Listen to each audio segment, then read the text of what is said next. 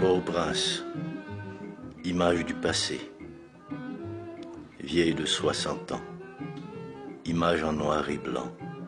Mais ce n'est pas pour vous habituer à un travail de deuil.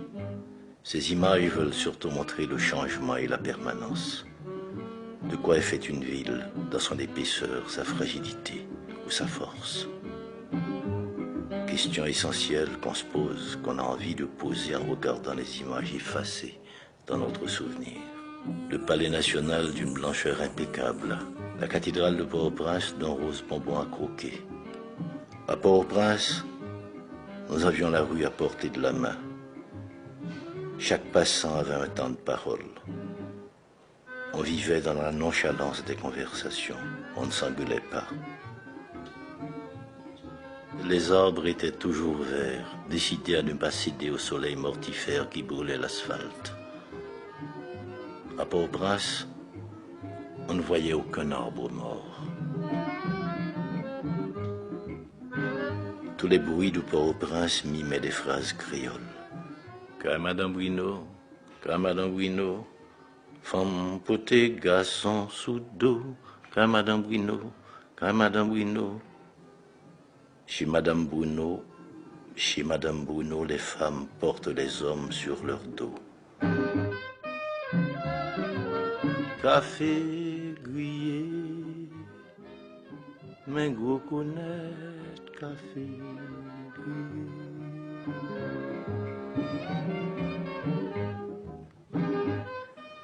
Sous les vérandas, les adultes jouaient aux cartes ou aux dominos. Ils donnaient des audiences, c'est-à-dire le petit récit vraisemblable construit à partir de la vie ordinaire.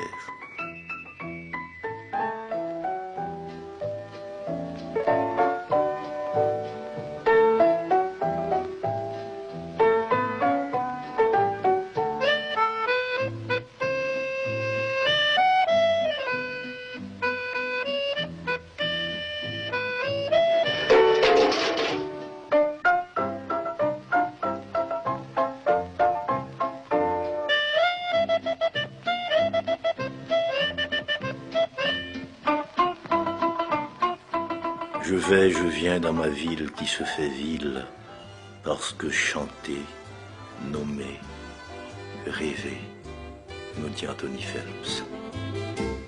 Moi fait là, you belle petit pays, qui baigne dans mer des Antilles.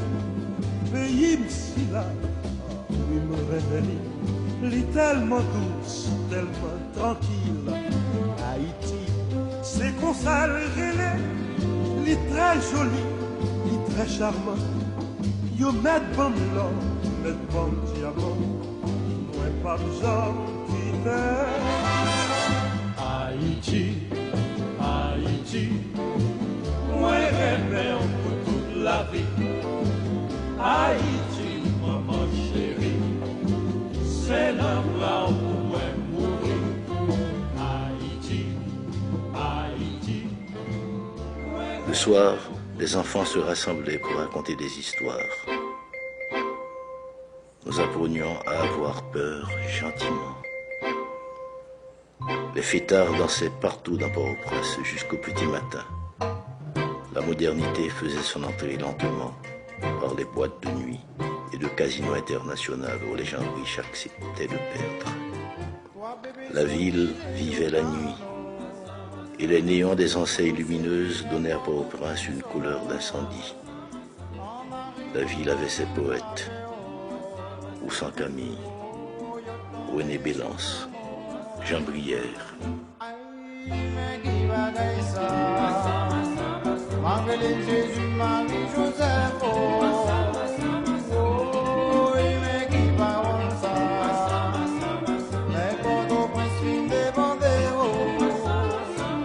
Au matin, le centre-ville de Port-au-Prince, quadrillé comme un cahier d'épicier, se laissait voir. Et de lourdes voitures américaines traversaient les rues, comme des fantômes surpris par le jour qui se lève. Des années 40 jusqu'au début des années 50, Port-au-Prince a été le lieu d'un bouillonnement social, politique et culturel. 1944, Arrivé en Haïti d'Aimé Césaire, poète martiniquais, membre fondateur du mouvement La Négritude. Le 24 septembre 1945, l'Institut français d'Haïti, fondé et créé par le docteur Pierre Mabille, allait marquer un tournant dans la vie culturelle et artistique de Port-au-Prince.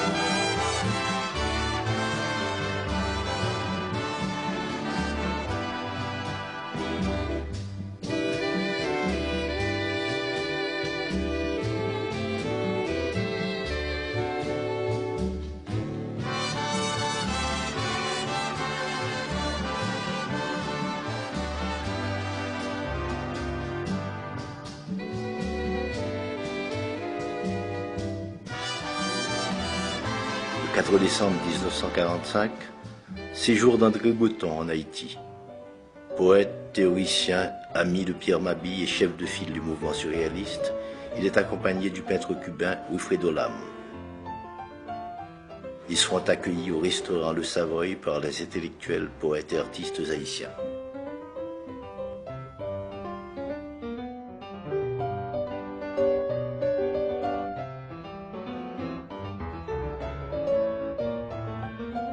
André Breton, dans son discours au Savoy, nous dit ceci. « Je vois des hommes dont tout l'effort tend à se couronner du mot indépendance. Et je sais aussi qu'en France, comme dans les pays plus lointains, ce beau mot d'Haïti évoque aussitôt, sinon pour tous, des épisodes bien précis de votre histoire, du moins une volonté d'émancipation qui ne s'est jamais démentie. Ce beau mot d'Haïti a pris à plusieurs reprises des accents si pathétiques que dans l'esprit de tous ceux qui méritent de penser, il s'est gravé pour toujours. C'est un petit mot dynamique du petit nombre de ceux qui partent en avant. 1946. Chute du président Elie Lescaut. 1949. Célébration du bicentenaire de la ville de Port-au-Prince sous le gouvernement de Dumarsais-Estimé. La vie culturelle reprend ses droits. Échanges, rencontres, manifestations de danse, de théâtre, de poésie. L'Institut français quitte ses anciens locaux de l'avenue Charles Sommer pour se reloger au pavillon de France, construit à l'occasion de la grande exposition internationale de 1949, où il poursuivra ses activités jusqu'en 1999.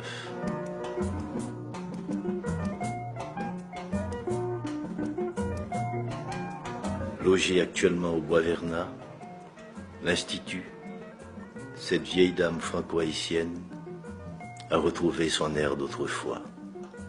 Elle semble même prête à s'accorder aux promesses du tricentenaire de cette ville, Port-au-Prince, qu'il a vu naître.